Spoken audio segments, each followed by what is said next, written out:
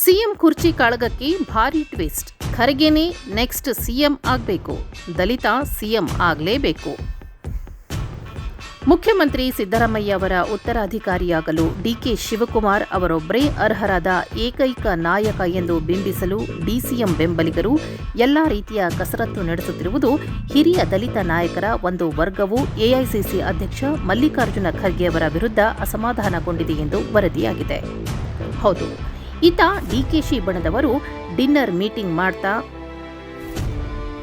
ಆದರೆ ಈತ ಸಿಎಂ ಸಿದ್ದರಾಮಯ್ಯ ಬಣ ಇದೀಗ ಡಿಕೆಶಿ ಬಣದ ವಿರುದ್ಧ ದಲಿತ ಸಿಎಂ ಬ್ರಹ್ಮಾಸ್ತ್ರ ಬಿಡುತ್ತಿದ್ದು, ಸಿದ್ದು ಬಳಿಕ ರಾಜ್ಯದ ದಲಿತ ನಾಯಕರನ್ನ ಸಿಎಂ ಮಾಡಿ, ಇಲ್ಲದಿದ್ರೆ ನೀವೇ ಆಗಿ ಅಂತ ಹೈಕಮಾಂಡ್ಗೆ ಸಂದೇಶ ರವಾನೆ ಮಾಡಿದ್ದಾರೆ. ಅದರಂತೆ ಈಗಾಗಲೇ ಗೃಹ ಸಚಿವ ಡಾಕ್ಟರ್ ಜಿ ಪರಮೇಶ್ವರ್ ಮತ್ತು ಆಹಾರ ಮತ್ತು ನಾಗರಿಕ ಸರಬರಾಜು ಸಚಿವ ಕೆಎಚ್ ಮುನಿಯಪ್ಪ ಅವರು ಖರ್ಗೆ ಅವರನ್ನ ಭೇಟಿ ಮಾಡಿ ಮುಖ್ಯಮಂತ್ರಿಯಾಗಿ ಅಧಿಕಾರ ವಹಿಸಿಕೊಳ್ಳುವಂತೆ ಒತ್ತಾಯಿಸುತ್ತಿದ್ದಾರಂತೆ.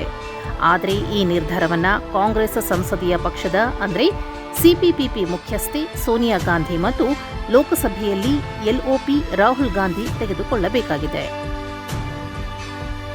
ಇನ್ನು ಖರ್ಗೆ ಅವರ ರಾಜ್ಯಸಭೆಯ ಅವಧಿ ಜೂನ್ನಲ್ಲಿ ಕೊನೆಗೊಳ್ಳುತ್ತದೆ ಮತ್ತು ಪಕ್ಷವು ಅವರನ್ನ ಮತ್ತೆ ನಾಮನಿರ್ದೇಶನ ಮಾಡಿದರೆ ಅವರು ರಾಷ್ಟ್ರ ರಾಜಕೀಯದಲ್ಲಿ ಮುಂದುವರಿಯುತ್ತಾರೆ.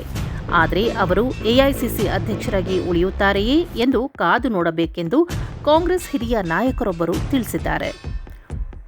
ಹಿರಿಯ ದಲಿತ ನಾಯಕ ದಾಮೋದರಂ ಸಂಜೀವಯ್ಯ ಅವರು ಎಐಸಿಸಿ ಅಧ್ಯಕ್ಷರಾಗಿ ಉಳಿದುಕೊಂಡು ಆಂಧ್ರಪ್ರದೇಶದ ಎರಡನೇ ಮುಖ್ಯಮಂತ್ರಿಯಾದರು.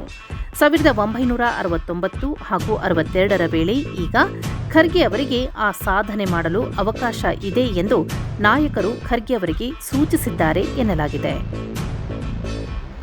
ಖರ್ಗೆ ಅವರನ್ನು ಮುಖ್ಯಮಂತ್ರಿಯಾಗಿ ಸ್ವಾಗತಿಸುತ್ತೇವೆ, ಇಲ್ಲದಿದ್ದರೆ ಅವರು ಇತಿಹಾಸ ರಚಿಸಲು ದಲಿತ ವ್ಯಕ್ತಿಯನ್ನ ಉನ್ನತ ಹುದ್ದೆಗೆ ಪರಿಗಣಿಸಬೇಕು, ಇಲ್ಲದಿದ್ದರೆ ಕಾಂಗ್ರೆಸ್ನ ಆಡಳಿತದ ಚುಕ್ಕಾಣಿ ಹಿಡಿದಿದ್ದರೂ ಅವಕಾಶ ನೀಡಿದ್ದಕ್ಕಾಗಿ ಇತಿಹಾಸವು ಅವರನ್ನ ಶಪಿಸುತ್ತದೆ ಎಂದು ಹಿರಿಯ ನಾಯಕರೊಬ್ಬರು ಟಿಎನ್ಐಇಗೆ ತಿಳಿಸಿದ್ದಾರೆ ಅಂತ ಹೇಳಲಾಗಿದೆ.